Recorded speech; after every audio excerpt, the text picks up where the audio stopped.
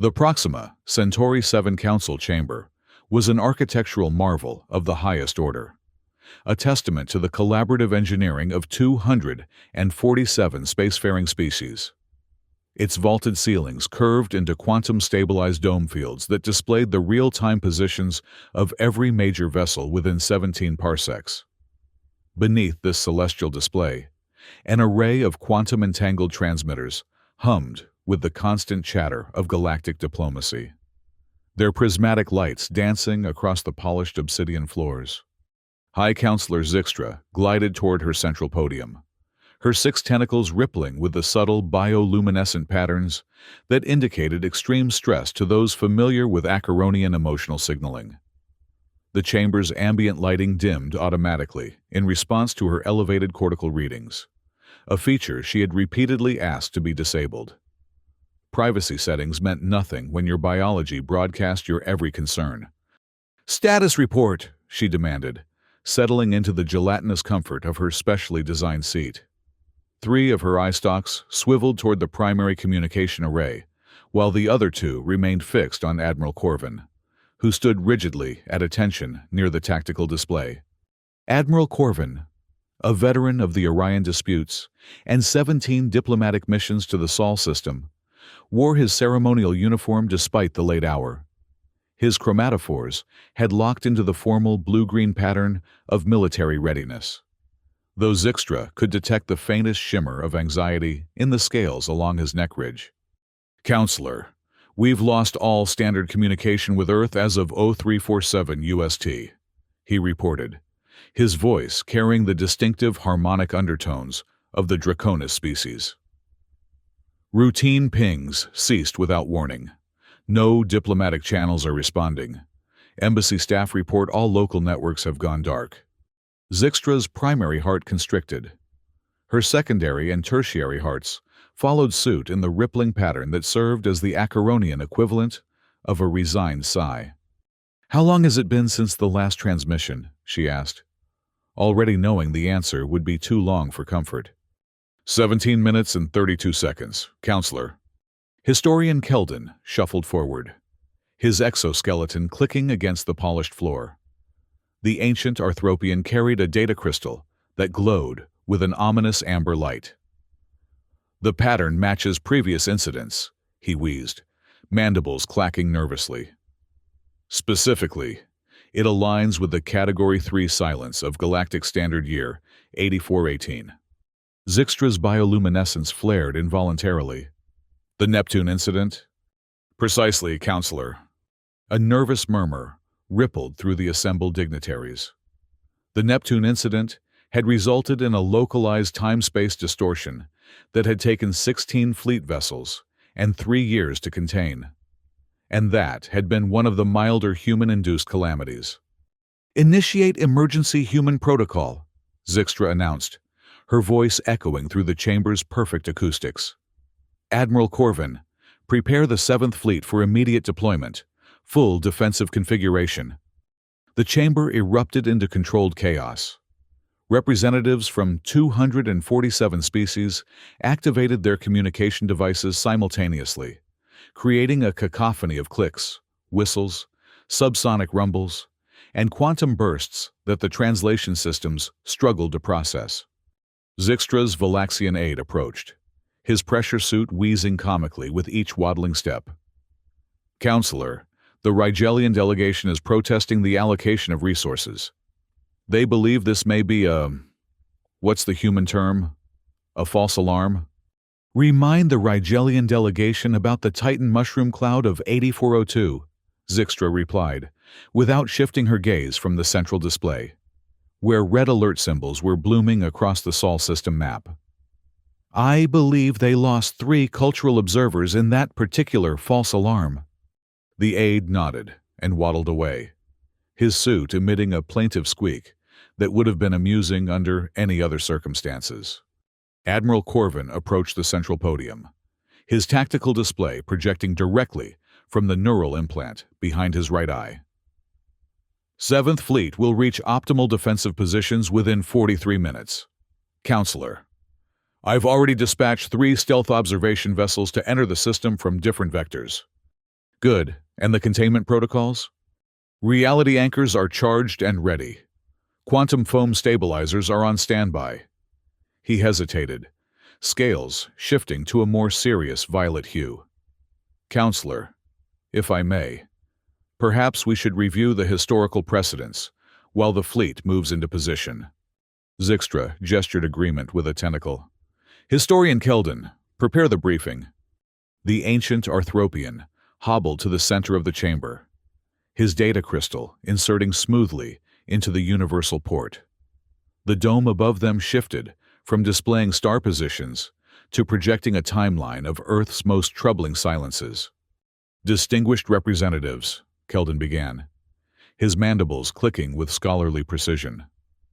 What we are witnessing is the 17th complete communication blackout from Earth since their admission to the Galactic Council.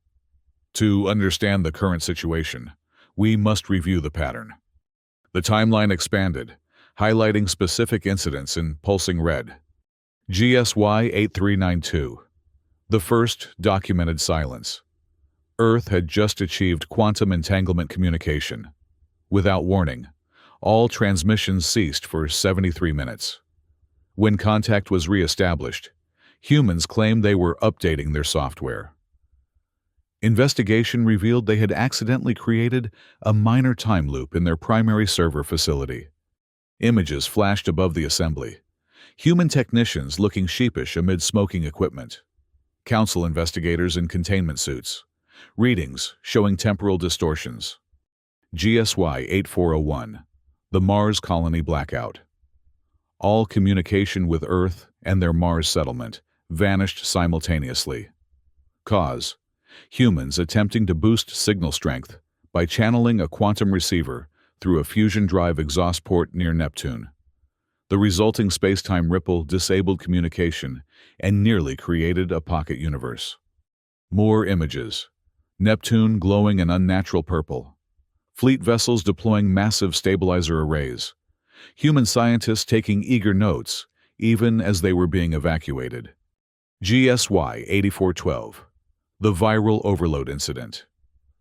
Earth's entire communication network crashed when attempting to transmit what they called cat videos through Council quantum channels.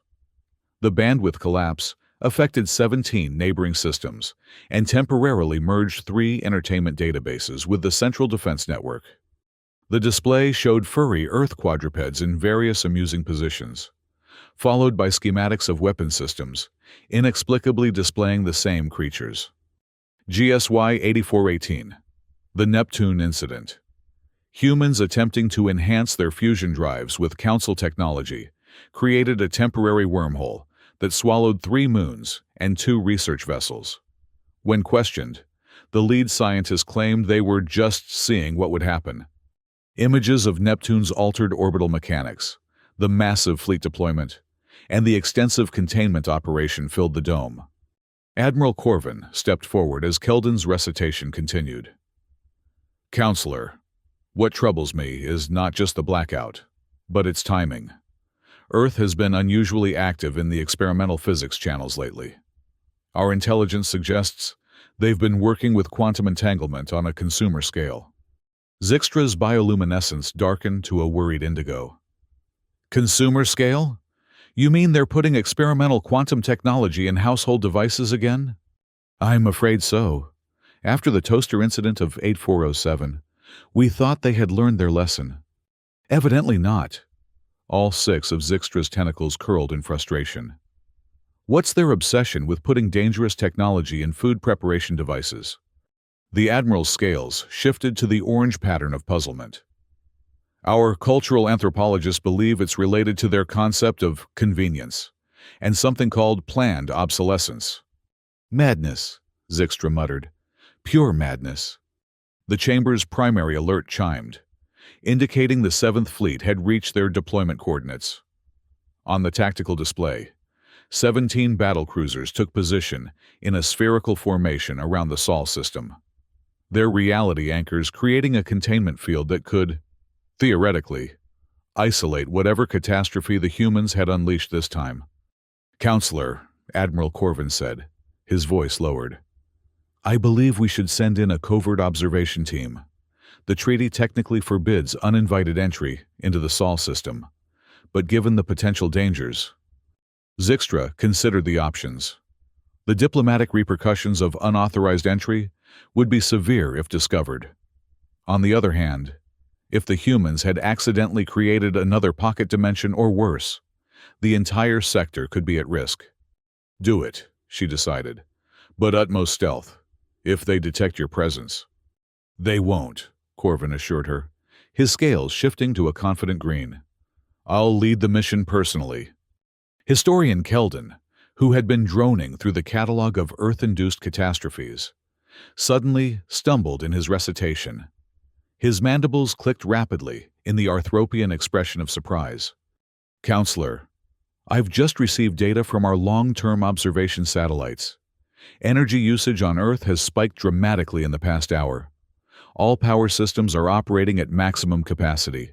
Whatever they're doing, it's drawing unprecedented levels of energy. The chamber fell silent. 247 species collectively held whatever they used for breath.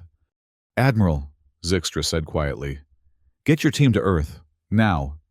The stealth shuttle slipped through the defensive perimeter of the Sol system like a phantom, its quantum displacement field rendering it effectively non-existent to conventional detection methods.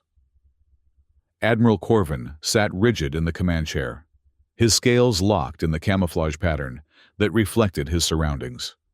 An instinctive response to stress that dated back to his species' predatory ancestry. Approaching Earth orbit, reported Lieutenant Mazik, her feathered digits dancing across the navigation console. Quantum field stable. No indication they've detected us. Maintain current trajectory, Corvin ordered. Begin passive scans. I want every data stream, every energy signature, every quantum fluctuation cataloged and analyzed. The view screen shifted to display the blue-green world below them. Earth at night was a web of light. Human habitations spread across the darkened continents like luminous fungal networks. The sight always filled Corvin with conflicting emotions: awe at the sheer vitality of the species, and dread at their reckless creativity. Sir, I'm detecting normal traffic patterns, Lieutenant Mazik reported, surprise evident in the ruffling of her head feathers. Ground transportation, aerial vessels, maritime shipping, all functioning normally. What about their space elevator and orbital platforms? Also normal. Admiral, the new Singapore elevator is operating at 67% capacity. Lunar shuttles are departing on standard schedules. Corvin leaned forward, his brow ridges furrowing. That can't be right. Check their communication networks. Running diagnostics now? Her feathers flattened in concentration. Sir, it's odd. Their internal communications are functioning. I'm detecting massive data transfers across their global network. But all outgoing transmissions, anything that would reach beyond their solar system, have simply stopped. Deliberate, then, Corvin mused. Not a catastrophic failure. They've intentionally cut themselves off from the galactic community. But why would they? That, Corvin interrupted, is what we need to find out. Take us closer. I want visual confirmation of major population centers. The stealth shuttle descended through Earth's upper atmosphere, its sensors recording terabytes of data for analysis. They passed over the sprawling megapolis of Neo-Tokyo, where millions of humans went about their evening activities, oblivious to the diplomatic crisis they had caused. Entertainment venues are at capacity, noted the cultural specialist, a Medusan whose translucent cranium pulsed with neural activity. Restaurants, theaters, sporting arenas, all functioning normally. If anything, attendance appears higher than average for this time cycle. Any signs of panic, military mobilization, unusual scientific activity? None, Admiral. It appears to be an entirely normal evening, except... Except what? The Medusan's neural pulses quickened. There's a statistical anomaly in the data distribution. An unusually high percentage of humans appear to be in their dwelling units, consuming entertainment media simultaneously. Corvin's scales rippled with unease. How high a percentage? Approximately 78% of the global population. Admiral. And the number is increasing. The implications sent a chill through Corvin's thermal regulation system. Are they receiving instructions? Some kind of mass hypnosis? Unknown, sir. But the energy signatures suggest most dwelling units are operating multiple electronic devices simultaneously. The power draw is enormous. Take us down to surface level. I want to observe directly. The shuttle's quantum field adjusted, bending light around its hull as it descended toward a typical human residential sector, a suburb of what had once been called Chicago. They hovered silently above the neat rows of houses, each structure glowing with the blue-white light of electronic devices. Activate the phase shift viewer, Corvin ordered. Let's see what they're watching. The view screen flickered, then resolved into a composite image drawn from thousands of electronic devices in the vicinity. The same content was playing on virtually every screen. Humans in elaborate costumes, wielding improbable weapons, engaged in what appeared to be ritualized combat amid spectacular special effects. Lieutenant Mazik tilted her head in confusion. Is this military instruction? The cultural specialist's cranium pulsed rapidly. No, Lieutenant. This is entertainment, fiction, what humans call a television series. This particular program appears to be... yes. Stellar Conflicts, the final resolution. The culminating episode of a narrative that has continued for approximately 9 Earth years. Corvin stared at the screen in disbelief. Are you telling me that Earth has cut off all galactic communication because they're watching a fictional entertainment program? It appears so, Admiral. And not just Earth. I'm detecting the same transmission pattern from their lunar colonies, the Mars settlements, and all 16 orbital habitats. A moment of stunned silence filled the shuttle's command deck. Sir, ventured Lieutenant Mazik, should we inform the Council? Corvin's scales shifted through a complex pattern that had no direct translation, but approximated cosmic incredulity. Not yet. I need to be absolutely certain before I report that we've mobilized 17 battlecruisers, activated a sector-wide alert, and potentially violated 3 treaty provisions because humans are watching television. What do you suggest, Admiral? Corvin considered their options. Direct contact was out of the question. It would reveal their unauthorized presence and potentially cause a diplomatic incident. But they needed confirmation. The embassy, he decided. Our own people on Earth should be able to provide verification without alerting the humans. Contact the Galactic Embassy in Geneva using the emergency quantum frequency.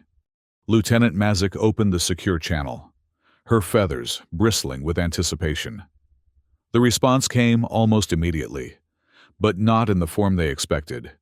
Instead of the ambassador's formal greeting, the view screen filled with the same fictional entertainment program they had observed in the human dwellings. What is the meaning of this? Corvin demanded. A harried-looking embassy aide appeared briefly in a corner of the screen. Admiral, thank the celestial harmonies you've made contact. We've been trying to reach the Council for hours. Report, aide, what's happening? It's the Stellar Conflicts finale, sir. The aide looked simultaneously embarrassed and excited. The entire Earth communication network has been dedicated to streaming it. Everything else has been temporarily shut down to allocate bandwidth. Even our embassy systems were automatically redirected. Some kind of global priority override. Are you telling me, Corvin said slowly, his scales darkening to a dangerous crimson, that our embassy, a sovereign galactic territory, has been commandeered to broadcast human entertainment? Well, technically, sir, we requested access. The cultural attaché thought it would be important to observe such a significant event in human popular culture. But we didn't realize it would supersede all other communication functions. Corvin closed his eyes, summoning the patience that had served him through 17 diplomatic missions to this infuriating planet. And when will this significant cultural event conclude? The aide checked a device off-screen. Approximately 43 minutes remaining. Admiral. Then there's the post-episode analysis program, the director's commentary, the fan reaction live streams. Just the essential program. Aide. Yes, sir. 43 minutes. Corvin severed the connection and turned to his crew, who regarded him with expressions ranging from confusion to poorly concealed amusement. Set course back to the fleet, he ordered, his voice laden with resignation. I need to inform Counselor Zixtra that we've deployed our most advanced defensive assets, violated sovereign territory, and risked an interstellar incident because humans cannot watch their entertainment programs without monopolizing every communication channel in their solar system. As the shuttle ascended toward orbit, Corvin gazed down at the planet glittering with artificial light, burning energy, even when most humans should be in their rest cycle, defying the darkness with their relentless activity. In that moment, despite his frustration, he felt a reluctant admiration for the species that kept the entire Galactic Council in a state of perpetual alertness simply by existing. They were, without question, the most exhausting species in the known universe. In the Proxima Centauri 7 Council Chamber, the atmosphere had transformed from one of tense crisis management to stunned disbelief. High Counselor Zixtra remained at her central podium, all 6 tentacles drooping in what those familiar with Acheronian body language recognized as profound exasperation. Admiral Corvin stood before the assembled representatives, his scales now a placid blue of formal reporting as he concluded his mission summary. And so, distinguished representatives, I can confirm that Earth experienced no catastrophic technology failure, no quantum anomaly, no space-time distortion. The 17-minute silence that triggered our emergency response was, in fact, the result of a deliberate reallocation of their entire communication infrastructure to support the transmission of the final episode of an entertainment program called Stellar Conflicts, The Final Resolution. A ripple of multilingual murmuring spread through the chamber as translation systems struggled to convey the concept to species with no cultural equivalent for binge-watching. The Rigelian ambassador, a crystalline entity that communicated through modulated light pulses, flashed in patterns of indignant blue. The translation came through the chamber's speakers. Are we to understand that we diverted 23% of the sector's defense capability for a fictional narrative about improbable weapons and implausible physics? Admiral Corvin's scales betrayed a flicker of amusement before settling back into formal blue. That is correct, Ambassador. And this happens regularly?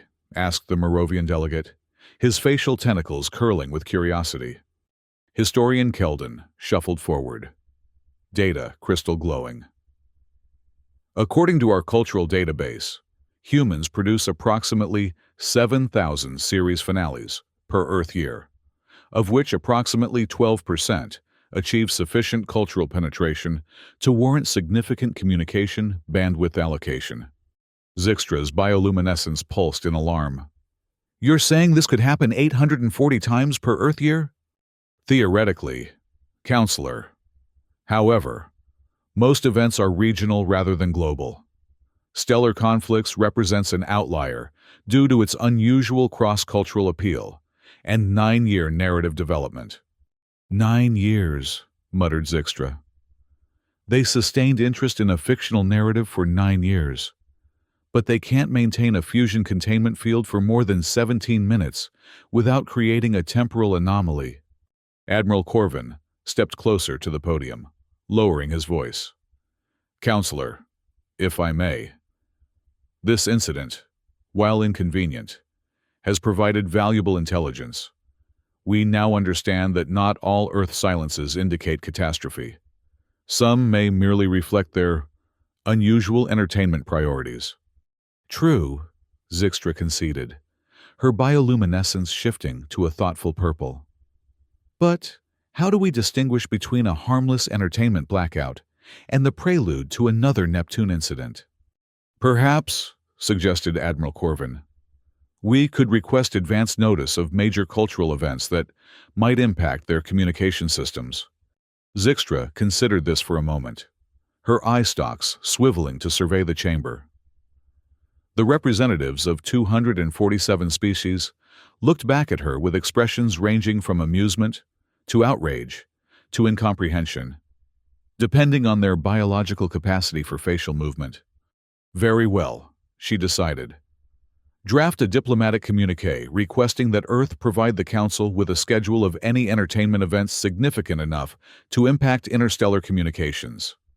We'll incorporate this into the existing Treaty of Galactic Cooperation as Resolution 7295B. The administrative protocols were set in motion with typical Council efficiency, within hours. The diplomatic channels, now functioning perfectly as stellar conflicts concluded, carried the formal request to Earth's global government.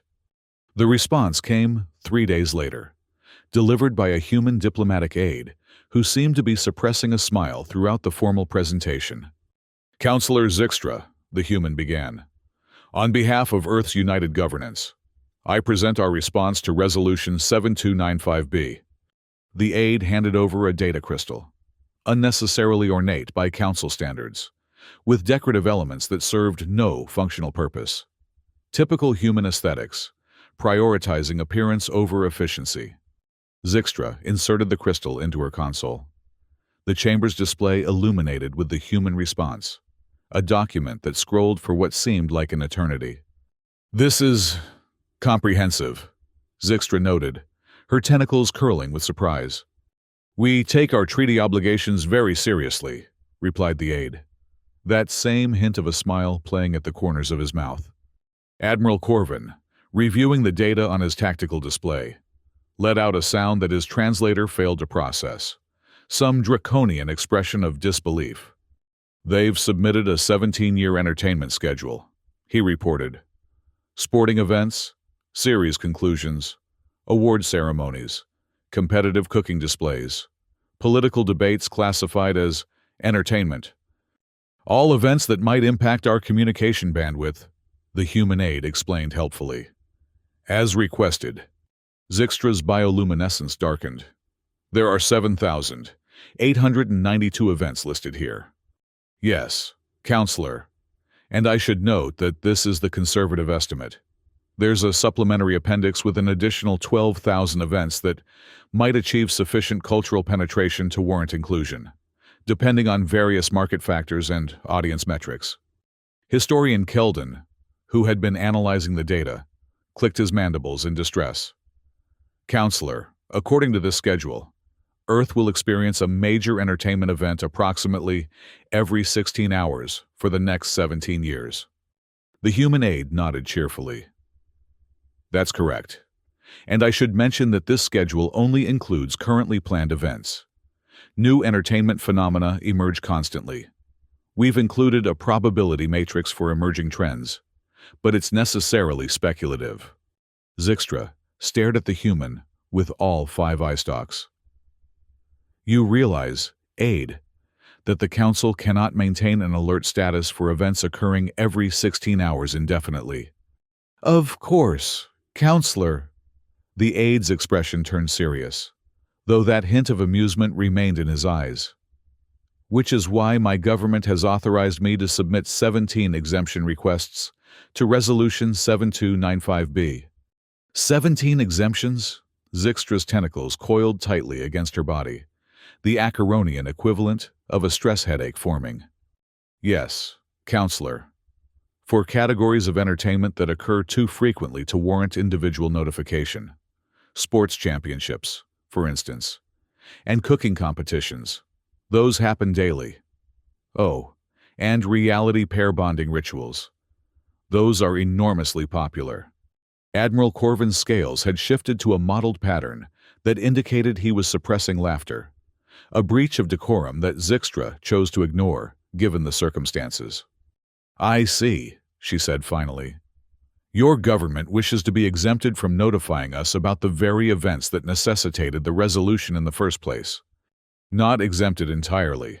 Counselor, the aide clarified. We propose a modified notification system. Rather than individual alerts for each event, we would provide quarterly summaries for the exempted categories, with special alerts only for truly exceptional circumstances. Global viewership exceeding 70%, for instance. Zixtra exchanged glances with Admiral Corvin, whose expression had settled into resigned amusement, a sentiment she was beginning to share despite herself. "Very well," she conceded. "The Council will review your proposed exemptions. In the meantime, please try to ensure that your planet maintains at least basic emergency communication capabilities during these cultural moments." "We'll do our best, Counselor," the aide promised, though his tone suggested that where human entertainment was concerned, practical concerns like interstellar communication might always take a back seat. After the human delegation departed, Zixtra remained at her podium, reviewing the entertainment schedule with a mixture of disbelief and growing comprehension. The pattern was becoming clear. Earth's culture, like its technology, operated on principles of chaotic abundance rather than orderly restraint. "Admiral," she said finally, "I believe we need to reevaluate our emergency human protocol." Corvin approached, his scales now the formal green of strategic discussion. "What do you propose, Counselor?" "Double the standby fleet," she said, surprising herself with the decision even as she made it. "Not because every silence represents danger, but because we need to be prepared for the occasions when it does. Between their entertainment blackouts and their technological misadventures, we can't afford to lower our guard." "The resource allocation will be substantial," Corvin noted. "Less substantial than containing another Neptune incident," Zixtra countered. "Or worse, failing to contain one because we dismissed it as another stellar conflict's finale." Corvin considered this, then nodded, his scales shifting to agreement green. "A wise precaution, Counselor. I'll make the arrangements." As Admiral Corvin departed to implement the new protocol, Zixtra turned her attention to the Council's star maps. The display had been updated to reflect the new defensive posture, with red standby markers clustered around the Sol system, like concerned parents hovering near a particularly adventurous child.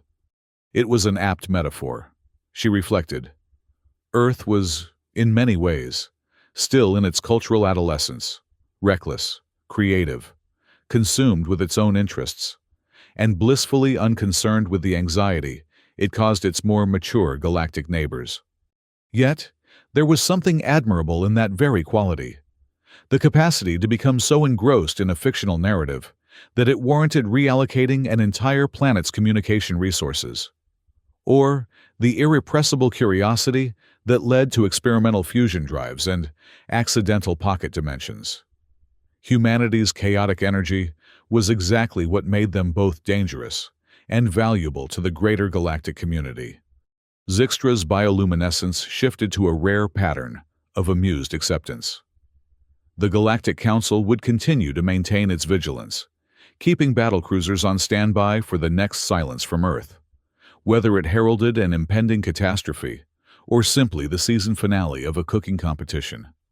In the cosmic scheme of things, perhaps the distinction wasn't as important as the humans thought. Either way, the universe would never be boring with them in it. 3 weeks later, as the Galactic Council was adapting to the new protocol of semi-regular Earth silences, an unexpected transmission arrived from the Sol system. It wasn't a formal diplomatic communication, but rather a personal message addressed to High Counselor Zixtra. The sender was the human aide who had delivered the exemption requests, and the message contained only a short text note and an attached media file. "Counselor Zixtra, thought you might appreciate understanding what all the fuss was about. This is the complete Stellar Conflicts series, specially compressed to work with Council technology. It's actually quite good once you get past the implausible physics. The cultural attaché at your embassy assures me it translates well across species boundaries. Enjoy. P.S. Episode 94 is a bit slow, but stick with it. The payoff is worth it." Zixtra stared at the message for a long moment, all 5 eye stalks focused on the screen. Then, after ensuring her office door was securely locked and her schedule cleared for the next 3 hours, she tentatively opened the first episode. After all, understanding human culture was technically part of her diplomatic responsibilities. And if she was going to keep allocating fleet resources every time Earth binged an entertainment series, she might as well understand why. By episode 7, her bioluminescence had shifted to the deep blue of complete absorption, the Acheronian equivalent of being utterly engrossed. She barely noticed when her Valaxian aide's pressure suit wheezed anxiously outside her door, attempting to remind her about the scheduled meeting with the Rigelian delegation. Some diplomatic matters, Zixtra decided as she queued up episode 8, could wait until after she discovered what happened to the improbably heroic human protagonist and his equally improbable alien companions. The Rigelians, after all, had never been in danger of causing a pocket dimension with their fusion experiments. They could wait a few more hours. Somewhere in the vastness of space, 17 battlecruisers maintained their vigilant positions around the Sol system, their crews blissfully unaware that the architect of their deployment was now experiencing the very phenomenon that had necessitated their presence. In the grand cosmic irony that seemed to follow human culture wherever it spread, the next galactic communication blackout might well originate not from Earth, but from the High Counselor's office itself.